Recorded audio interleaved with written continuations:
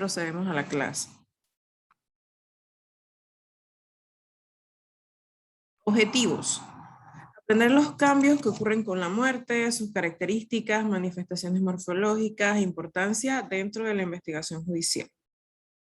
El abordaje pericial científico del cadáver y los estudios necesarios para establecer el causal de la muerte.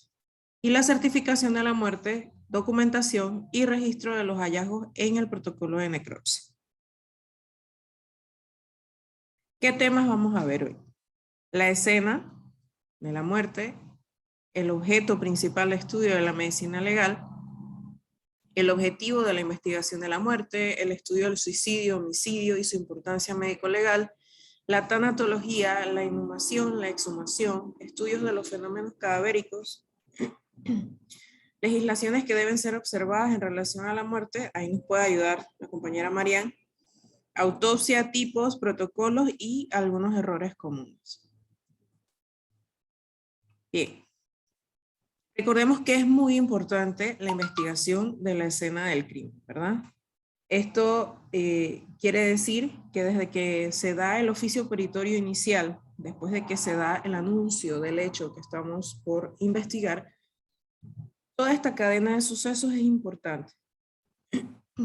El tiempo que nos toma llegar a la escena, el tiempo que le toma a la policía llegar a la escena y todas estas circunstancias, ¿no?, que se desenvuelven alrededor de un hecho punible.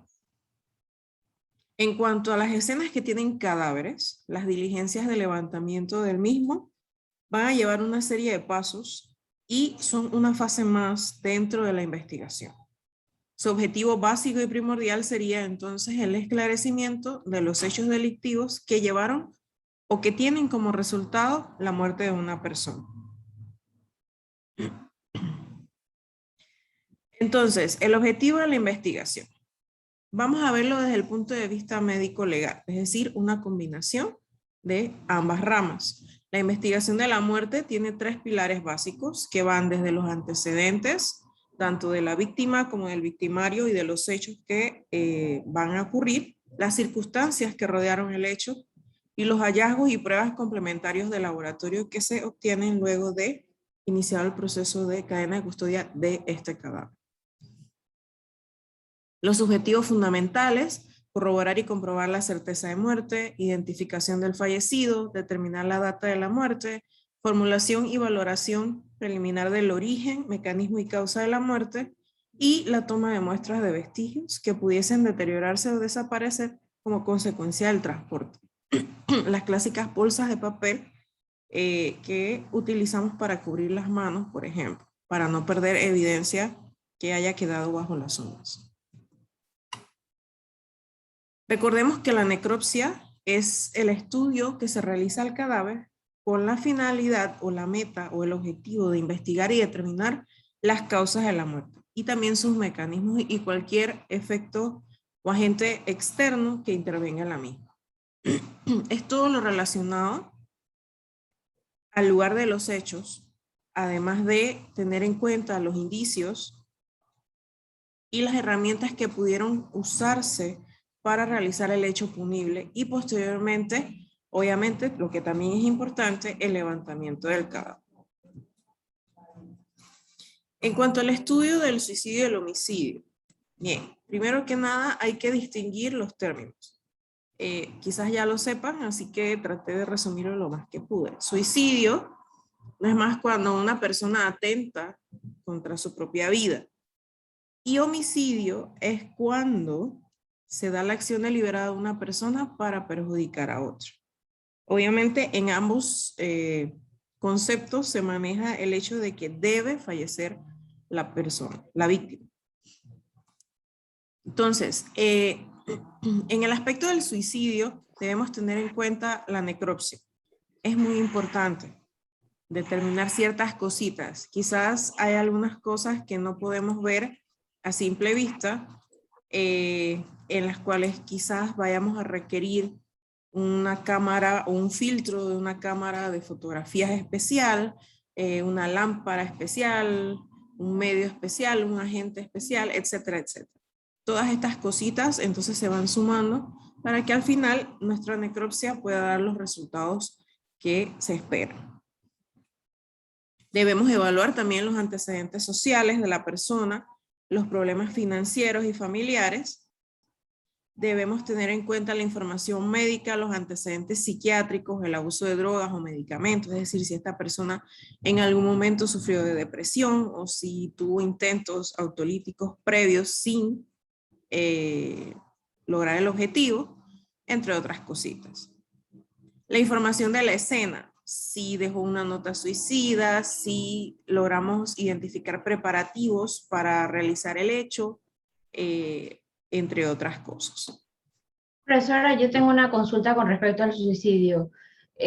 Hace unos años atrás, hay un caso muy conocido por todos, voy a decir el nombre porque realmente aparece en las noticias y en diferentes medios de comunicación, caso de Lisbeth Sedner. Se manejó como, en principio como un suicidio, después un homicidio culposo y eventualmente pues la familia quiso irse a imputar al esposo por homicidio doloso, una cuestión que todavía no sé hasta qué punto lograron avanzar en ese sentido. Usted acaba de mencionar que hay cuestiones relacionadas en la necropsia, en los casos de suicidio, que hay que revisarlas con lupa, como quien dice. ¿Cuáles son esos aspectos?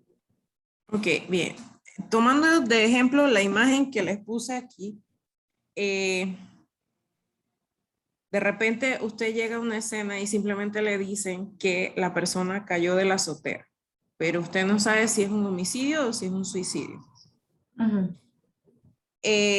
Ejemplos, yo necesito un filtro especial para mi cámara de fotos para determinar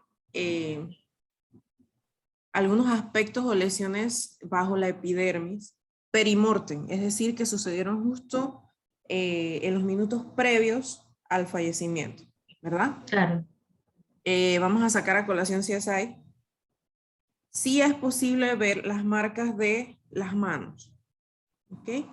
Igual que, por ejemplo, que si la empujaron o ella se lanzó. Hay otros aspectos, además de la necropsia, para determinar si la empujaron o se cayó. Además de los filtros de cámara para determinar los posibles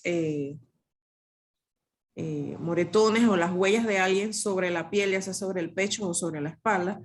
También hay otras cuestiones relacionadas con la física. Claro. La gravedad es distinta si a usted lo empujan o si usted se tira. Claro. Si a usted lo empujan, el ángulo por la fuerza que se ejerce, y era mala en física en la universidad, se supone que el ángulo y la fuerza ejercida van a hacer que se desplace mucho más lejos y el punto de caída sea mucho más lejano al edificio. Hablando de un edificio, ¿no? Mientras que si Es usted como se lo tira... como lo que ocurrió Ajá. en el caso de Vanessa Márquez, por ejemplo, que en el principio también se manejó como que ella se había tirado, después quisieron decir que había ocurrido como un hecho de tránsito, pero todo se develó al final, que se había sido un homicidio doloso. Exacto. Son esos aspectos.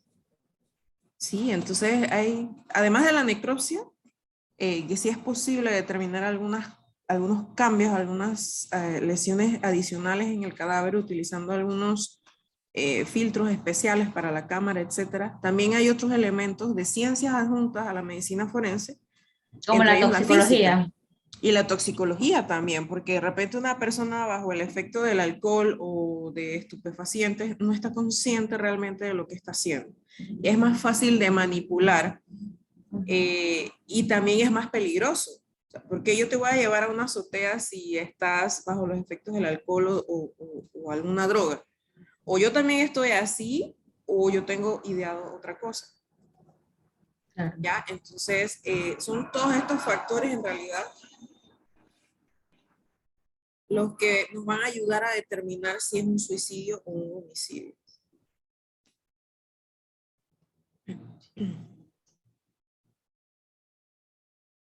Ok. Están los ejemplos, ya se los di, pero vamos a leer los que están aquí porque creo que son distintos. En los suicidios es usual encontrar, por ejemplo, en los eventos con armas de fuego, encontrar un orificio de disparo de contacto en un área vital accesible. en la cabeza, en la boca, en el área precordial, es decir, en el centro del tórax, en la parte superior del tórax. No vamos a encontrar signos de violencia en la ropa o en el cuerpo, y el análisis de residuos de disparo en las manos va a ser positivo. Excepcionalmente, en los casos de suicidio puede haber más de una herida producto de varios disparos, y es por lo que les mencionaba de que hay que buscar historial si esta persona ya había intentado antes quitarse la vida. Y se describe que podemos encontrar de 2 a 3 disparos, uno cerca del otro, en el área precordial o en la cabeza. Y esto es por la tentativa, porque recordemos que el cerebro es algo tan impresionante que evita, en teoría, que nos hagamos daño nosotros mismos. Entonces, estos disparos como tentativos, no es que me dispararon de lejos varias veces, sino que quizás en el momento yo quiero morir, pero estoy como dudando y bueno, hasta que al final se da el disparo fatal.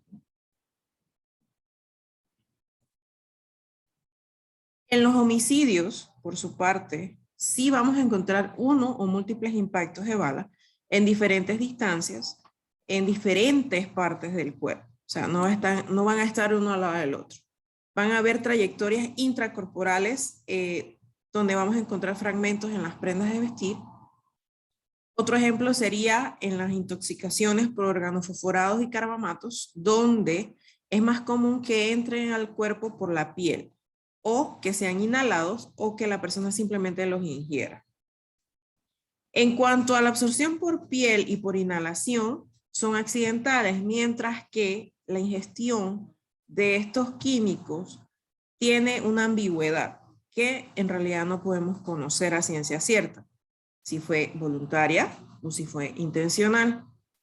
Y con intencional quiero dar a entender que fui obligado o fui sugestionado a hacerlo. Durante mi internado tuve un caso. El paciente entró como una ingestión voluntaria. Era un privado de libertad muy joven, tendría que 20 años si acaso. Y yo acababa de pasar una rotación de psiquiatría, así que venía fresquita y todo lo que yo veía era paciente psiquiátrico. Pero sí me llamaba la atención que era un chico joven, independientemente del delito por el que estuviera preso, pero tenía una actitud y un comportamiento extraños para mi parecer. Era muy tímido, sí tenía rasgos de depresión, pero él siempre, en todo momento, me daba a entender que él había sido inculpado. Yo dije, bueno, pero todos dicen lo mismo, ¿no? Llegó el momento que el chico estuvo tanto tiempo ahí en la sala, que un día yo me senté a hablar con él porque lo vi demasiado triste, demasiado decaído. ¿Pero qué le pasa? Dice, no le diga a nadie. Yo dije, bueno, depende. Y él dice, bueno, es que sí, fue un familiar que cometió el delito, pero él me involucró y como yo no tenía cómo defenderme, pues también me llevaron preso. Yo dije, bueno, pero en el momento, en teoría, alguien debe descubrir pues que no tuviste nada que ver con el hecho. O sea, todavía teniendo como esa duda de si sí o si no. Y él me dice, doctora, es que en realidad yo quiero demostrar mi inocencia. Y yo le digo, ¿y por qué si querías demostrar la inocencia, simplemente no luchaste por eso en vez de hacer lo que hiciste? Conoces todos los riesgos y las complicaciones que vas a tener antes de la cirugía y después de la cirugía. Y él dice, no, pero tengo miedo, ¿qué hago? Yo dije, bueno, decir la verdad.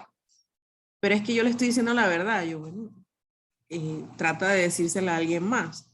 Dice, no, porque igual van a seguir pensando que fui yo y que fui cobarde y que no sé qué.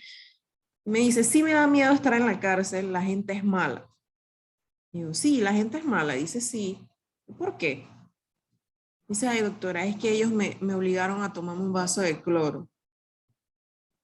Y yo dije, en algún punto de la historia, porque a nosotros nos obligan a aprendernos los casos, siempre hay una visita matutina donde prácticamente los médicos internos morimos en la visita. Y yo sí recordaba que algunas cositas no tenían como congruencia relacionadas con lo que le había pasado a él y las lesiones que tenía. Y era esa parte de la historia que faltaba, que él no había ingerido el cloro, sino que lo habían obligado. Tenía demasiadas lesiones alrededor de la boca y en la mucosa oral, como si hubiera tratado de aguantar tragar el cloro. Lastimosamente, todas las lesiones que él tenía eran en el tracto superior digestivo y bueno, no le fue muy bien en la cirugía, lastimosamente. Pero son las cosas que de repente debemos pensar mal, porque no todas las cosas suceden porque lo mataron o porque él se suicidó. ¿Ya? ¿Y Entonces, el chico murió? eh, bueno, no sé si falleció. Sé que durante la cirugía le resecaron bastante parte del tubo digestivo alto y eso es una complicación. Ya O que sea, él con después secuelas muy de, graves. sí, él después de salón subió a UCI, así que ahí prácticamente lo perdí. Y de hecho yo terminé mis 2 meses de rotación en esa sala y nunca lo vi más. No sé si estuvo en No, UCI o no. en la cárcel no iba a sobrevivir tampoco. Más No, probable que haya muerto. sí, pero son cositas que suelen suceder, ¿no? Y él siempre decía, nadie me va a creer, ¿para qué les voy a decir? Si igual para ustedes yo soy culpable y yo soy un cobarde. Al final lo ayudé, me gané una regañadita y yo llamé a mi funcio de psiquia y ella con mucho gusto me ayudó y vieron al muchacho y hablaron con él y lo prepararon y gracias a eso el chico aceptó la cirugía porque él no quería operarse. Pero bueno, son cosas que suceden. Y pues siempre en el hospital uno se encuentra un par de casitos así, que son médicos legales. Y bueno, yo que estuve un par de años trabajando en la cárcel como médico también, siempre uno escucha la historia de que yo soy inocente y uno no sabe si sí o si no. Y así, pues uno más o menos va escuchando cosas y va aprendiendo de la experiencia.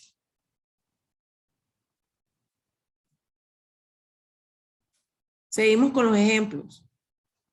En casos de sumersión, de hecho, creo que el fin de semana pasado hubo 4 fallecidos aquí en Chiriquí por inmersión, todos en la playa.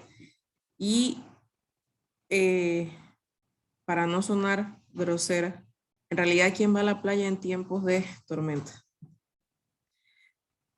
Somos un país bendecido por los 2 mares, pero eso también afecta el hecho de que, oye, seamos conscientes, porque voy a ir al río, a la playa, si estamos en temporada lluviosa, que hay un montón de tormentas. Creo que justamente había tocado tierra un huracán categoría 3, creo que era en Nuevo México, el sábado y esto fue el domingo. Y bueno, son cuestiones que en realidad se pueden prevenir. Entonces, como son tan comunes en nuestro medio, en teoría nosotros no sabemos. Es lo mismo que si alguien me empujó o no me empujó de la azotea. Tenemos que tratar de investigar realmente qué sucedió. Y recordemos que en un fallecimiento que no está claro la causa, es objeto de necropsia obligatoria. En un homicidio, lo que podemos hacer es mantener a la víctima sumergida en el líquido. No necesita estar sumergida completamente, es suficiente con que las únicas entradas de aire estén sumergidas en el agua. Es decir, que con un poquitito de agua ya la persona se puede ahogar. Puede darse también que la víctima falleció y su cadáver posteriormente fue arrojado al agua para enmascarar el homicidio. Como puede ser que de repente yo ahogo a la persona en una tina o la sumerjo en un tanque y después la tiro al río o la tiro en una piscina. Así, haciéndonos un casito súper enmarañado, ¿no? Entonces, igual que con las necropsias que les decía de los filtros de las cámaras, también el líquido que está contenido en los pulmones, esa agua se puede analizar. Y se utilizan distintas formas de analizarla. Recordemos que no toda el agua es igual, no toda el agua tiene las mismas bacterias, ni los mismos elementos, metales pesados, por ejemplo, o la misma suciedad. Y de esta manera, entonces, analizando bioquímicamente, podemos determinar alteraciones en este tipo de fallecimientos. En cuanto a los aspectos legales, pues están contenidos en el Código Penal, sección 2, capítulo 1, delitos contra la vida humana, y en el Código Judicial, en el capítulo 2, referente a la investigación de los hechos. ¿Ok? Son como las bases legales que nos orientan un poquito sobre las diferencias o sobre las consecuencias de cometer este tipo de delitos.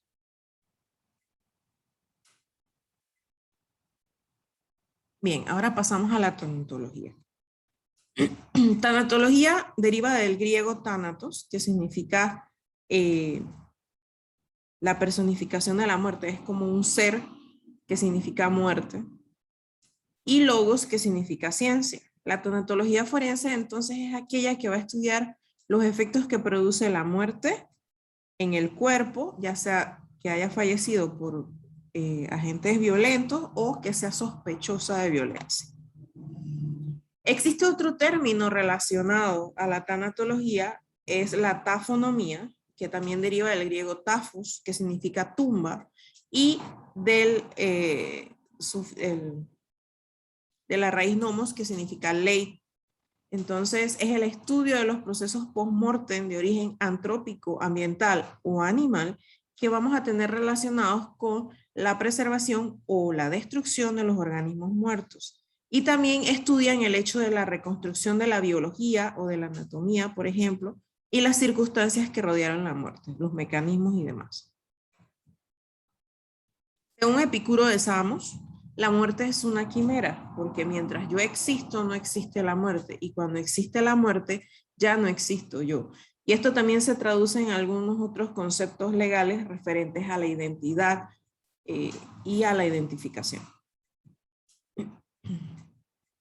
Otros conceptos: exhumación es una palabra que proviene del latín y significa desenterrar o sacar de la sepultura un cadáver. Y la inhumación, también del latín, es la acción de enterrar un cadáver. Independientemente de la causa de muerte, se le da un destino final que evita constituirse en foco de transmisión de enfermedades infectocontagiosas.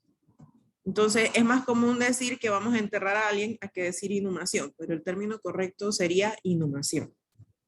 Y exhumación, pues ya va a depender de muchas cosas, ¿no? Podemos exhumar a alguien para, por ejemplo, está enterrado en un lote en específico y yo quiero hacer, ¿cómo se llaman estas cosas? Alguien que me ayude, que se me fue la palabra. Un mausoleo, ¿ok? Para de repente expandir esa tumba a una o dos o tres y hacer algo más grande para que toda mi familia esté enterrada allí.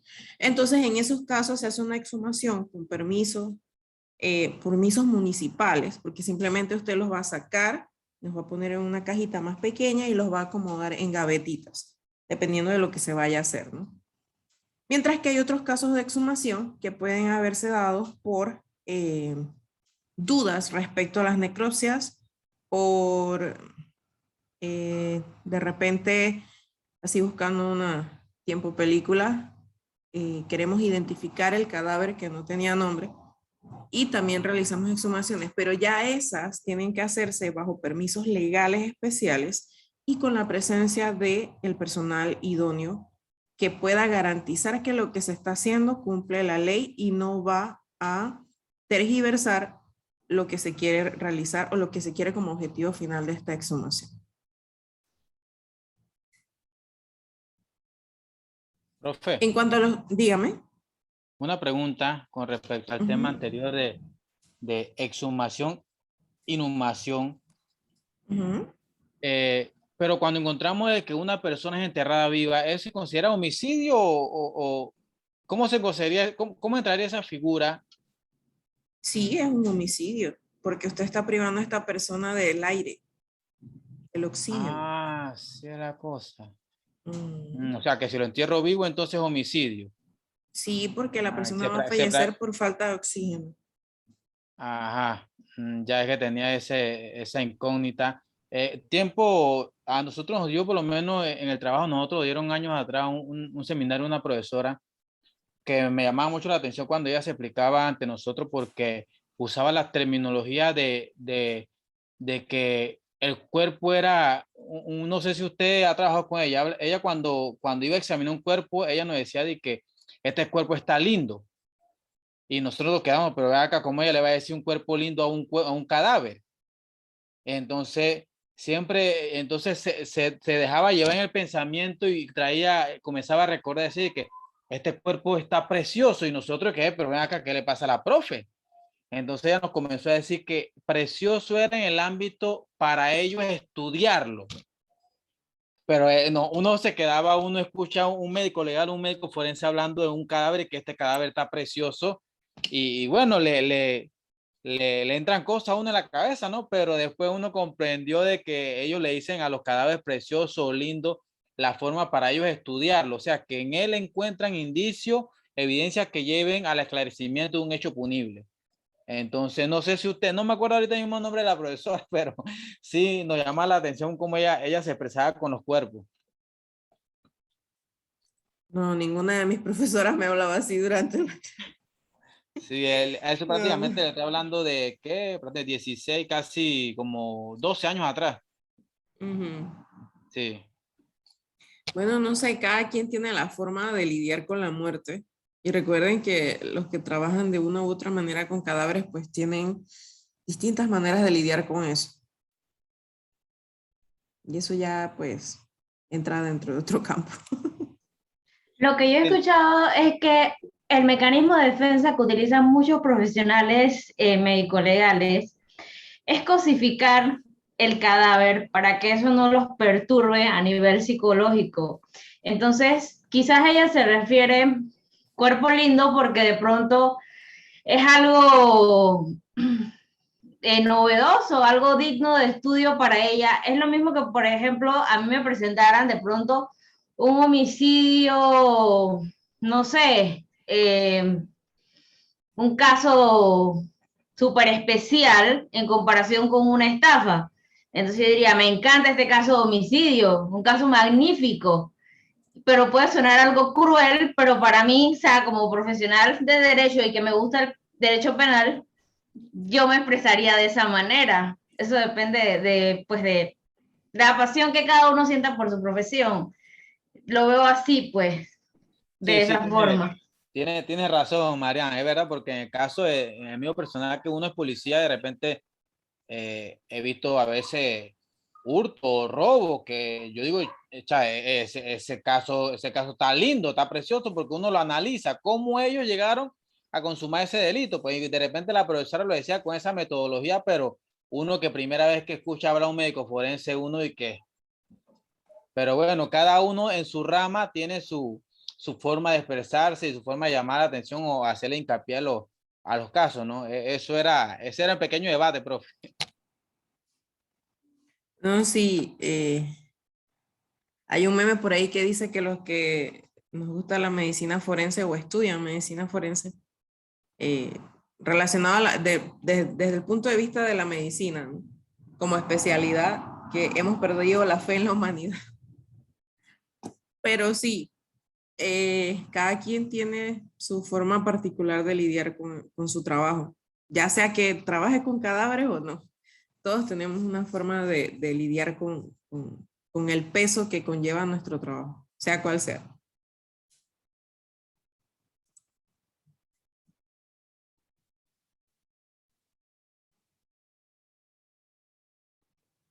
Proseguimos con los fenómenos cadavéricos entonces. El concepto de ventana o intervalo de muerte. Recordemos que esto es el tiempo transcurrido desde el momento de la muerte hasta que se realiza el estudio del cadáver. Sería más o menos el tiempo entre que una persona falleció y yo inicio la investigación o el peritaje de este fallecimiento.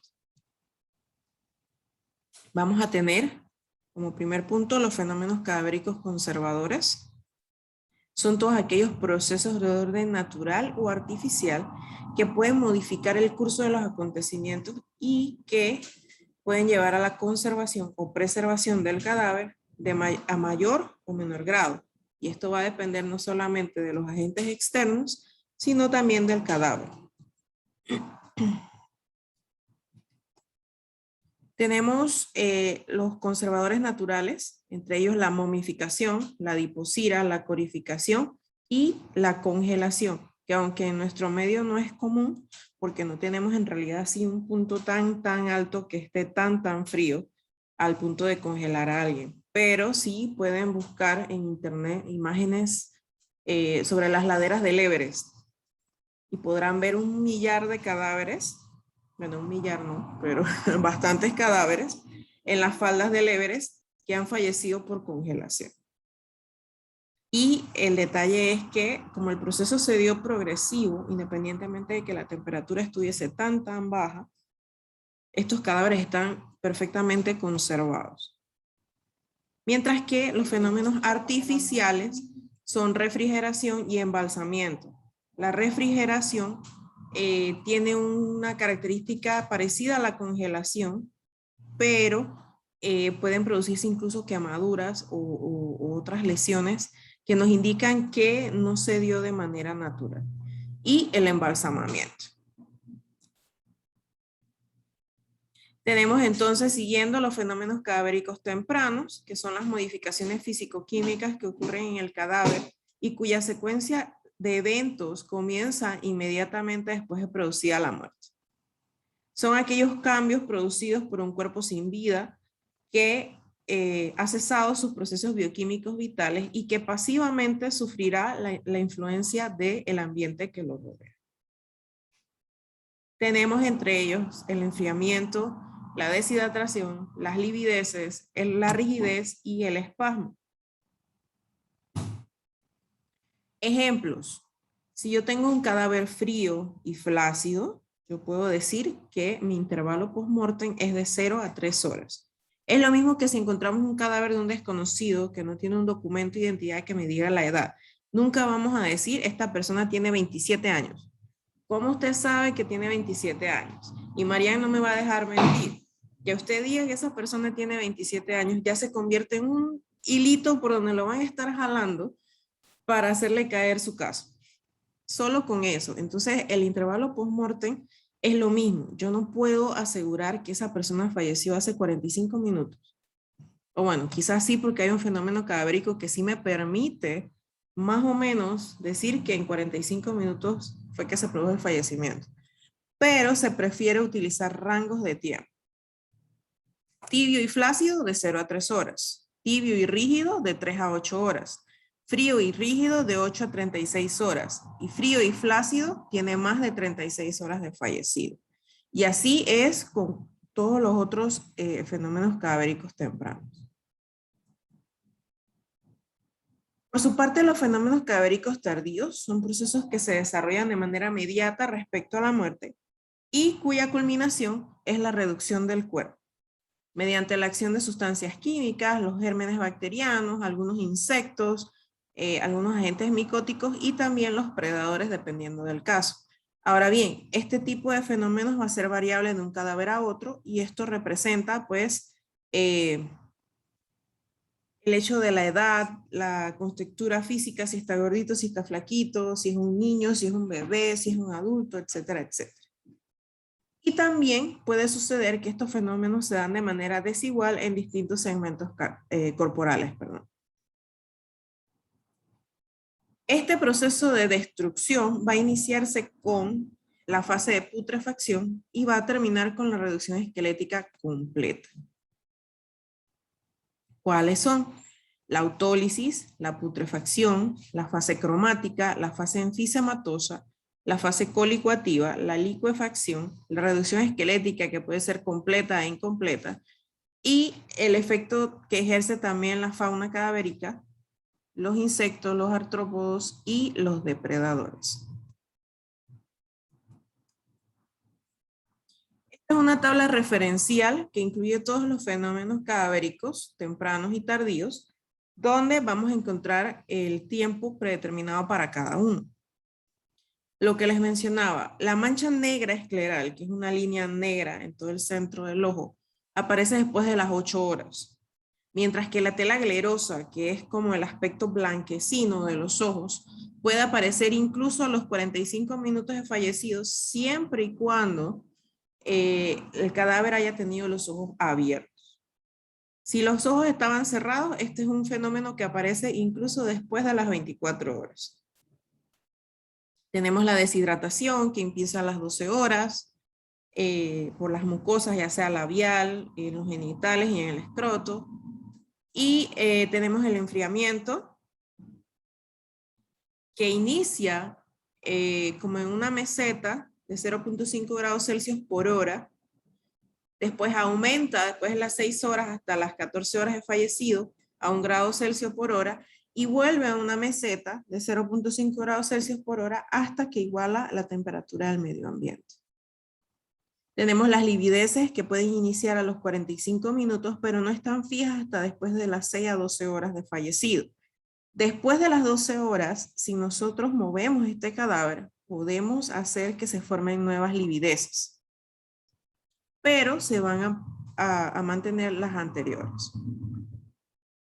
Tenemos la rigidez, que va a iniciar por las articulaciones de la mandíbula, la cara, el cuello, hasta su máxima intensidad de 12 a 24 horas. Después de las 24 horas hasta las 36 horas, va a iniciar un periodo de relajación en el mismo orden en que inició la rigidez, es decir, por las articulaciones de la cabeza. Después ahí vamos a entrar a la putrefacción, iniciando con el periodo cromático, después de las 22-24 horas de fallecido, donde vamos a encontrar una mancha verde en la fosa ilíaca, que se va a ir tornando negra. ¿Ok? Esta mancha negra en la fosa ilíaca, que es la parte inferior del abdomen, es donde están los intestinos. Recordemos que el intestino delgado tiene 3 porciones, las cuales se encargan, o su función principal sería como la absorción de nutrientes. Mientras que en el intestino grueso, en cualquiera de sus secciones, es el que se va a encargar de los desechos. Se absorbe una que otra cosa, se absorbe agua y al final simplemente quedan los desechos que en algún momento pues vamos a evacuar. Pero son estos desechos que están allí en este cadáver los que van a iniciar el proceso de putrefacción. Es allí donde van a empezar el crecimiento de bacterias, la formación de gases. Esto va a hacer que la piel adquiera un tono manchado de verde o de negro y que por la acción de los gases que se están formando justo allí, el cadáver empiece a hincharse.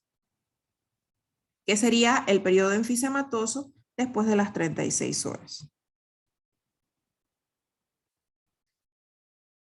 Vamos a tener también una variación de color en algunas partes del cuerpo. Vamos a poder ver la red venosa porque se ha ido cayendo la capa superficial de la piel.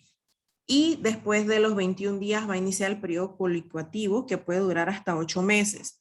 Y esto incluye que culmine el desprendimiento de la epidermis, que se caiga el pelo, las uñas, que se unan los ojos y que los órganos empiecen a deshacerse. Un órgano sólido va a convertirse en algo líquido. Y esto se suma también al resto de sustancias que se han formado dentro del cuerpo durante el periodo enfisematoso. Luego de eso, entonces, vamos a tener la reducción esquelética, como les mencionaba, puede ser incompleta o completa y puede durar entre 2 a 10 años, dependiendo de algunos factores externos. Algunos otros fenómenos que podemos encontrar cuando hay alteración de los factores externos, cuando se involucra la mano del humano en estos hechos, tenemos la adiposira, la momificación y la saponificación.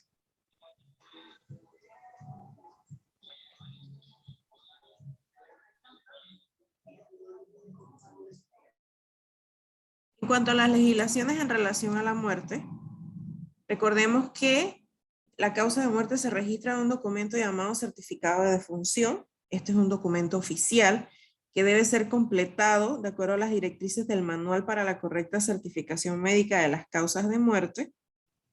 Y es recomendable que para completar este certificado se utilicen algunos modelos diagnósticos según el CIE-10 de la Organización Mundial de la Salud. El CIE-10 es un libro que contiene todos los códigos para las causas de muerte.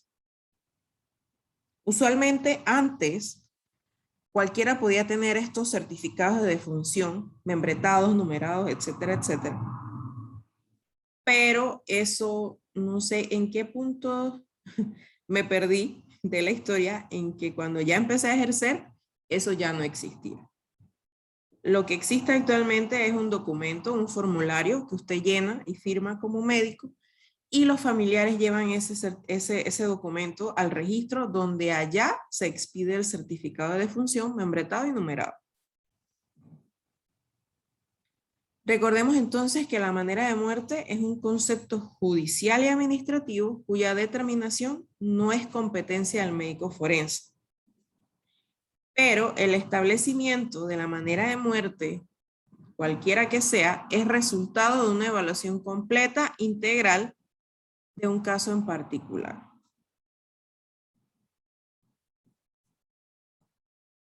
Esta evaluación se hace tomando en consideración toda la información disponible y corresponde en nuestro país a los funcionarios de instrucción del Ministerio Público determinar la manera de muerte. Durante un proceso judicial y una investigación, se obtienen datos o pruebas adicionales de la manera de muerte que pueden cambiar. Es como mencionábamos al inicio referente a homicidio y suicidio. Siempre hay alguna cosita que nos vaya a tener como dudando y dudando y dudando hasta que pues, por fin logramos obtener las pruebas necesarias o los datos necesarios para discernir entre uno y otro. Les hablaba también de los tipos de muerte obligatorios en necropsia. Serían las muertes violentas, accidentes, suicidios y homicidios, las muertes sospechosas donde no podemos distinguir si es o no es un acto violento, y las muertes en custodia, que esto incluye más que nada a los privados de libertad. Hay otros casos de investigación médico-forense, por ejemplo, aquellas personas que fallecen luego de una hospitalización o atención médica menos de 24 horas. También las muertes intraoperatorias y la muerte de personas no identificadas. Mientras que en nuestro país no existe una norma específica relacionada a la prueba de la necropsia, las necropsias son obligatorias, no requieren consentimiento del familiar y se realizan a solicitud de los funcionarios de instrucción del Ministerio Público, a quienes después nosotros vamos a emitir un informe en respuesta al oficio peritorio.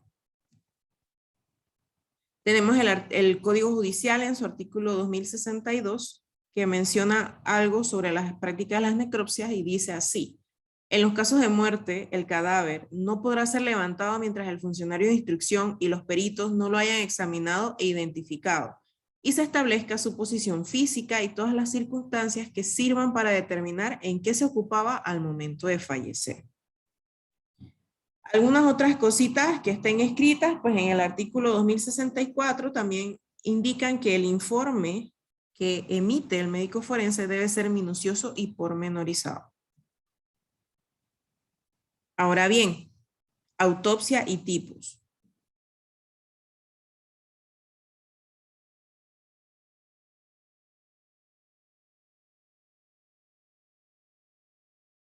La necropsia es el conjunto de procedimientos y técnicas que utiliza el perito médico para que luego de examinar un cadáver esté en la capacidad de establecer las causas que conllevaron a la muerte del mismo. Hay dos tipos, la forense y la clínica. La clínica no nos compete porque esta es la que se hace en un medio hospitalario con el único propósito de cumplir aspectos de estudio o de análisis. Mientras que la necropsia forense, además de que no requiere el consentimiento de los familiares, es la que se realiza para aportar pruebas científicas a la investigación de los casos de muerte que ya les mencioné anteriormente, los tres tipos. Incluye disecciones y toma de muestras y deben ser realizados ambos procedimientos por el mismo médico forense.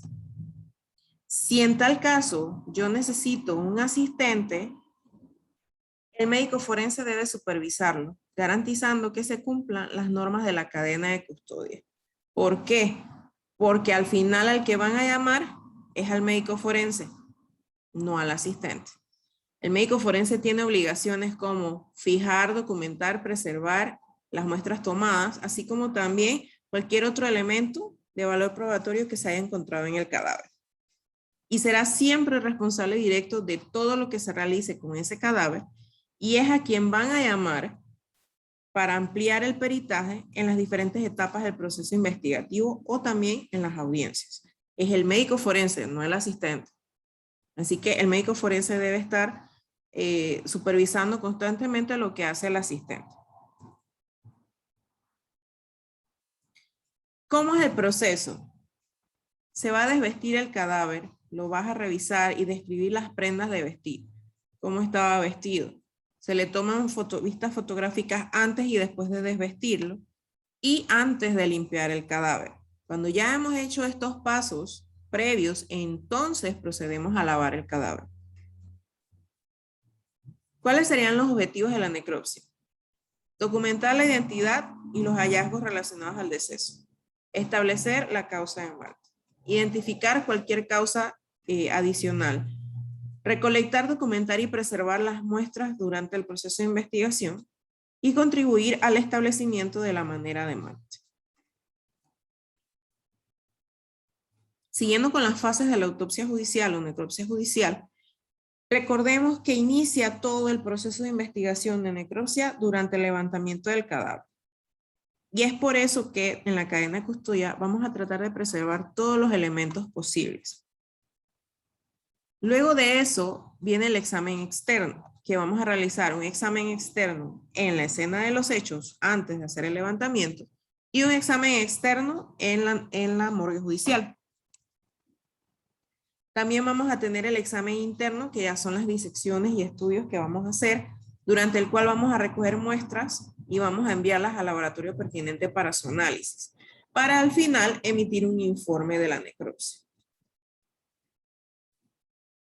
El médico forense debe verificar la identidad y que los números de acceso y necropsia coincidan con los datos generales de la cartilla y del informe que debe complementar.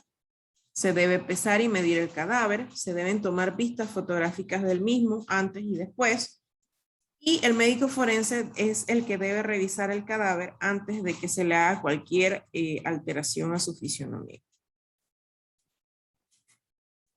En los lugares donde se pueda, pues tomar radiografías, sobre todo en casos de sospechas de maltrato físico en niños, también en eventos relacionados con armas de fuego, cuerpos carbonizados o severamente mutilados por explosiones o precipitación, caídas. También deben recogerse evidencias trazas de la ropa, por eso es que es muy importante revisar el cadáver antes de desvestirlo y lavarlo. Y también deben tomarse las muestras del kit de asalto sexual. Profesora, ¿con qué lavan el cadáver? Con agua. Solamente con agua. De jabón. Si está muy sucio, lodo, sangre o algo, después de haber hecho todo lo que les mencioné, entonces se les lava con agua y un poquito de jabón quirúrgico. Y eso se hace en todos los países, es el procedimiento normal. Sí, es el procedimiento normal. Ok.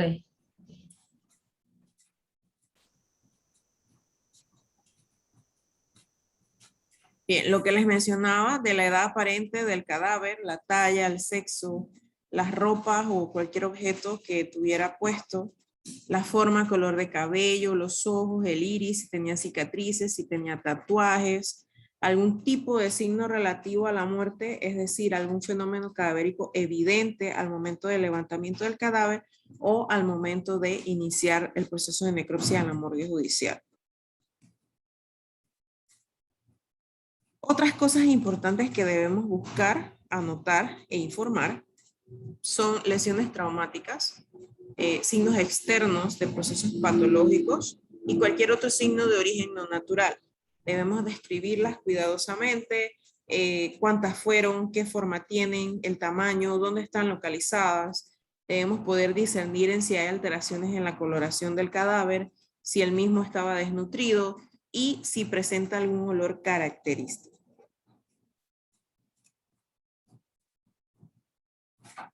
Por su parte, el examen interno entonces se va a realizar mediante incisiones en el tronco, que pueden ser de distintas maneras.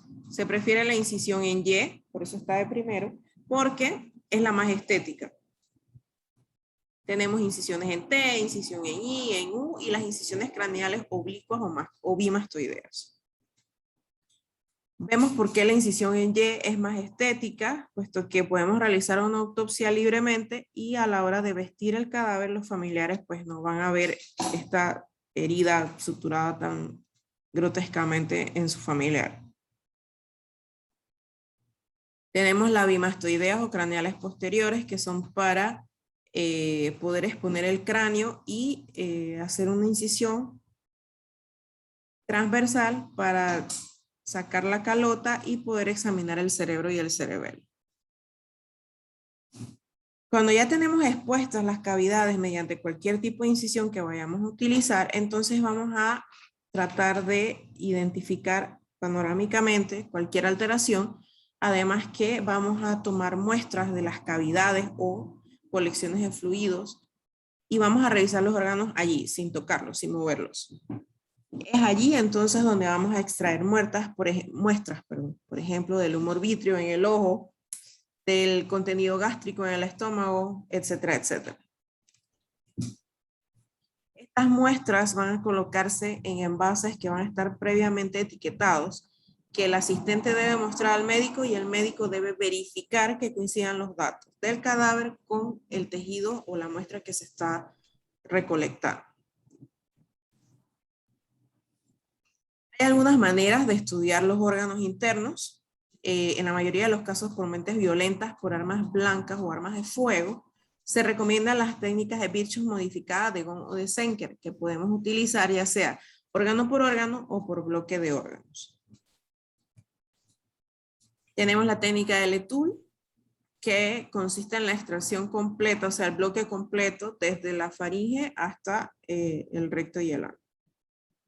Y luego entonces colocarla por sistemas. Rokitansky consiste en la evaluación de las vísceras in situ, sin extraerlas, y que es útil por razones de tiempo o alguna circunstancia especial por la que se presenta o se objeta la práctica de la necropsia.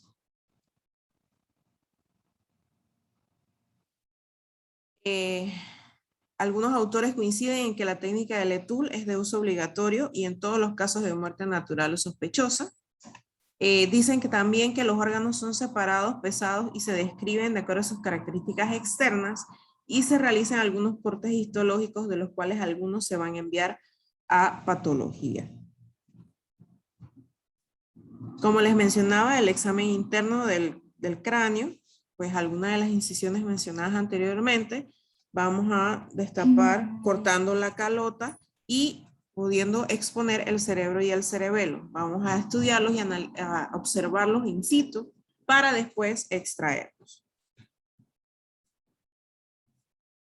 Los protocolos de necropsia. Siempre la necropsia va a ser practicada por un oficio peritorio de autoridad competente. No están sujetas a las normas de confidencialidad como los informes hospitalarios, puesto que yo debo compartir mis hallazgos o mis conclusiones con la persona encargada del hecho. Y el mismo va a ser público el día de la audiencia. Esto se traduce en que abogados, familiares, compañías de seguros y medios de comunicación pueden tener acceso, aunque esto no signifique que sea correcto, al informe de necropsia. Las necropsias o los informes deben incluir información previa si la tenemos disponible, personal, familiar y social, la información del lugar donde se dio el hecho, las causas de muerte según los hallazgos macroscópicos y las pruebas complementarias y al final el informe o protocolo de necropsia debe dar una certificación de la muerte y la entrega del cadáver. Entonces, como el protocolo o el informe de necropsia lo va a ver todo el mundo, es imperante que, lo mismo que les mencionaba en la clase anterior, tengamos un lenguaje profesional común para tanto la rama médica como para la rama legal. ¿Okay? Existe algo conocido como jerga médica que no todos entienden, ¿verdad? Entonces, por eso tenemos que tratar de redactar lo más básico posible. Además, el informe debe ser reflejo del profesionalismo y la objetividad del médico forense. Gramática correcta, sin términos médicos especializados o abreviaturas, a menos que estos no sean explicados en paréntesis, ¿no? En cuanto al formato, pues recordemos que el formato de la necropsia clínica no es útil en la práctica forense. Como les mencionaba, está diseñado para aclarar procesos patológicos o para correlación clínico-patológica, es decir, investigaciones. Mientras que el protocolo de uso forense es diferente al hospitalario porque es una prueba pericial, está dirigida por investigadores y por aquellos que administran justicia. Además que sus resultados no están dirigidos a médicos del servicio hospitalario. Dentro del hospital, la necropsia es el epílogo de las investigaciones médicas, mientras que en el ámbito judicial es una investigación y en algunos casos inclusive es el primer paso para este tipo de investigaciones. Los datos iniciales de la investigación médico-legal pueden estar incompletos e incluso equivocados. Recordemos que es un proceso dinámico que puede variar de acuerdo a cualquier dato que vaya apareciendo. Por eso les mencionaba, yo no sé si la persona se tiró o lo empujaron de la azotea de un edificio. Y esto simplemente lo vamos a poder pensar, o quizás ya lo debimos haber pensado, pero estamos esperando algo que nos dé como ese empujón para seguir esa línea de investigación. ¿Okay? Entonces, el protocolo de necropsia es un documento descriptivo y objetivo que permite varias interpretaciones y que puede ser cambiante a lo largo del proceso de investigación. La única conclusión interpretativa que debe aparecer en el informe debe ser la causa de muerte.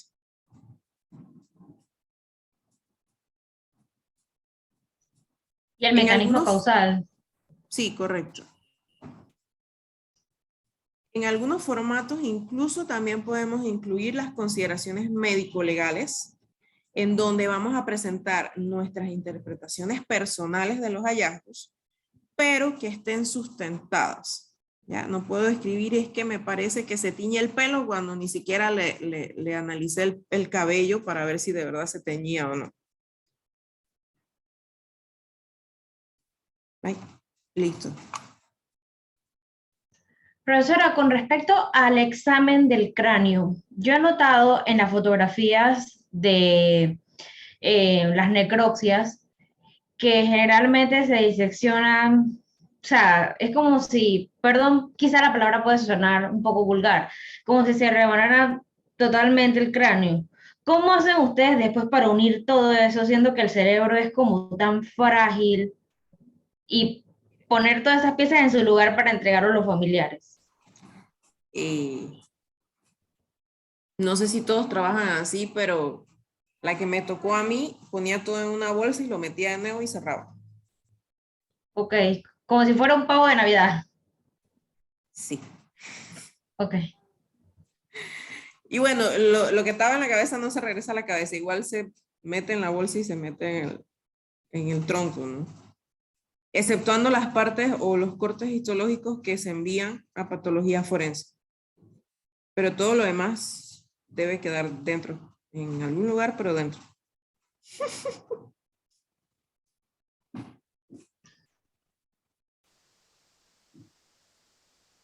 No, bueno, y los cortes a nivel de la cabeza, sea cual sea la incisión que usted escoja, igual usted retrae hacia adelante y no altera ninguna parte de la cara. Igual cuando usted termina, pone la tapita, por llamarlo de alguna forma, y estira de nuevo la piel y sutura. Y eso no se ve. Y le queda el cabello y todo eso. Ya. Sí. Nadie lo va a revisar por acá atrás.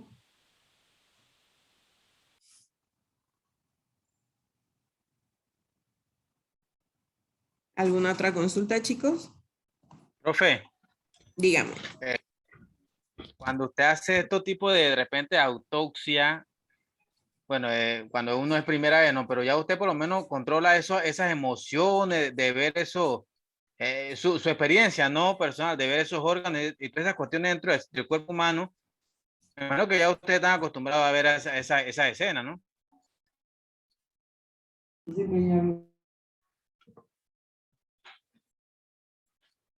No se le escucha, profe. Sí, disculpe. Bien, Llama a lo mi único casa. que yo no supero son los gusanitos así moviéndose y eso. Eso es lo único que todavía no, no. Y bueno, sí, el olor queda como impregnado en las fosas nasales y por lo menos a mí me dura como 1 o 2 semanas el mismo olorcito y yo me baño y me baño y me baño y eso yo siento que no se quita. Pero yo dije, bueno, es mi nariz, porque la gente dice que no le huele a nada. Así que pues, eso es lo único que no supero, los gusanitos así No creo que moviéndose. sea su nariz, profe. Tuve la No, ocasión sí. tuve la ocasión de poder vestir a mi papá cuando falleció y el olor sí queda impregnado de los fluidos que bota el mismo cuerpo, así que Bueno, mi mamá le me hizo queda a un uno baño como que esa sensación. con limón y no sé qué más le echó a eso, pero supuestamente ya yo no olía nada. Pero yo sí sentía, yo misma me sentía, no sé.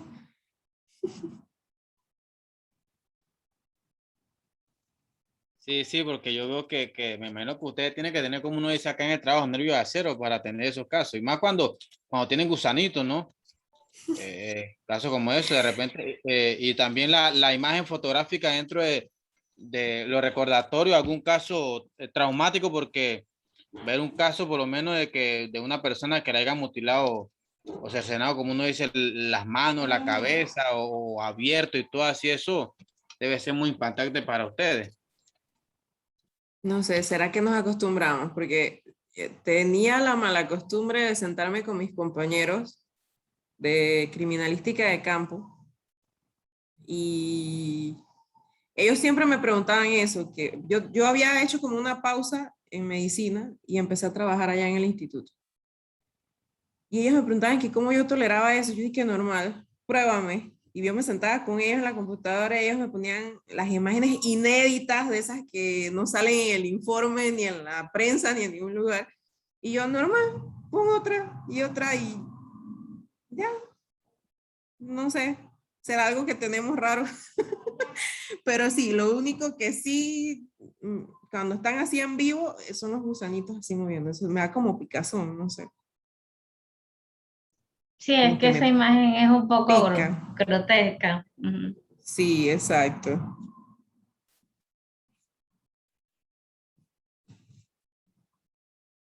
¿Alguna otra consulta?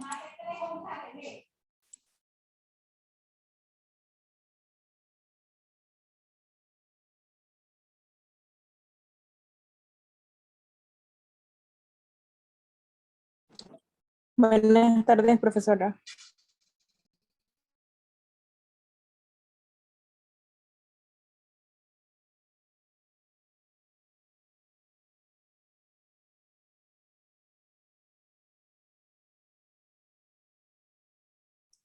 ¿Alguna consulta, chicos? Bueno, a mí solamente me queda la duda si el jabón que utilizan para limpiar el cadáver es uno especial como asectidina o cualquier otro normal. Mi nariz me dice que era el jabón este quirúrgico. Ok, Eso tiene un olorcito característico. ya. Mm.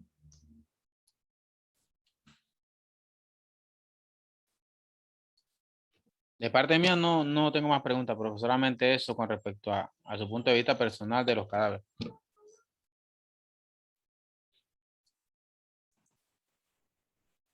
Sí, no sé, para nosotros ya es algo normal. Profesor, hay un trabajo que yo sé que es de la eutanasia y Ujú. yo sí quiero advertir que yo no soy religiosa y que yo estoy a favor de la eutanasia. y que eventualmente mi abuela murió de demencia senil y que yo aspiro, si a mí me detectan eso y yo realmente me lo quiero realizar. Yo sé que aquí en Panamá no lo permite, pero yo viajar a Europa, no sé, No, pero no, yo no, no se madre. vaya muy lejos. No se vaya muy lejos. Ya lo aprobaron aquí en Colombia. Creo Ah, que bueno, mañana es la, perfecto, creo que perfecto. mañana es la primera, si Ah, mal no bueno, recuerdo. magnífico, pero en ese sentido yo sí quiero establecer pues el tema de la libertad de cátedra, de todas esas cuestiones, de dejar mi punto de vista en eso, porque estoy a favor y no quiero pues que de pronto mis ideas a no favor de la religión vayan a Ok, dañar nosotros mi no, versión. no hacemos eutanasia, pero existen algunos documentos y algunas disposiciones. Y bueno, yo que trabajo a nivel privado, tengo pacientes que me dejan por escrito, sobre todo los pacientes extranjeros, ellos sí vienen con esa ideología de sus países, ¿no? Y ellos me dejan por escrito y yo sí les digo, déjelo por escrito cuando todavía está sano, porque yo no quiero enredos el día que me llamen y me digan, fulanito se murió.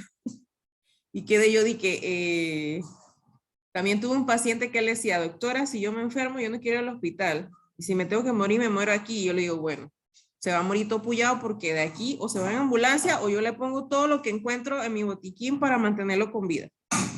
Así que si usted quiere que yo le ayude, mejor llámeme cuando ya se murió o déjeme por escrito los deseos que ustedes tienen. De hecho, hay una fundación acá en Chiriquí, me imagino que en otros lados del país también hay. Ellos tienen unos formularios que deben llenar.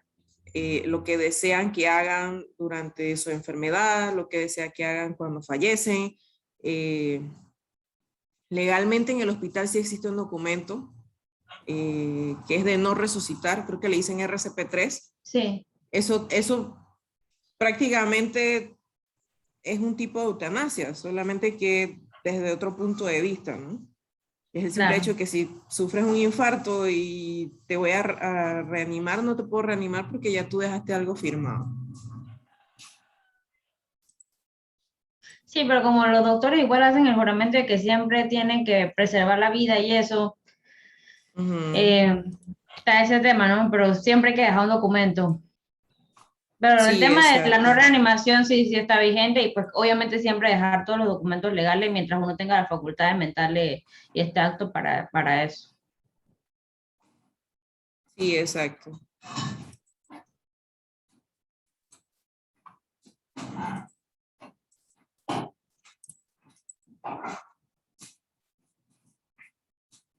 Ok, chicos, entonces eh, quedamos así y al rato cuando les voy a subir la clase, les abro las asignaciones. No sé cuáles tienen ya por vencer.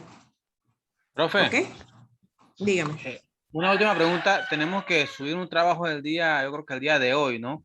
Adicional, Ujú. había que un punto de vista de 200 palabras como un debate y encima de eso hay que comentarle la opinión que pone un compañero, ¿no? Prácticamente son como dos ítems que hay que hacer en línea, en la plataforma.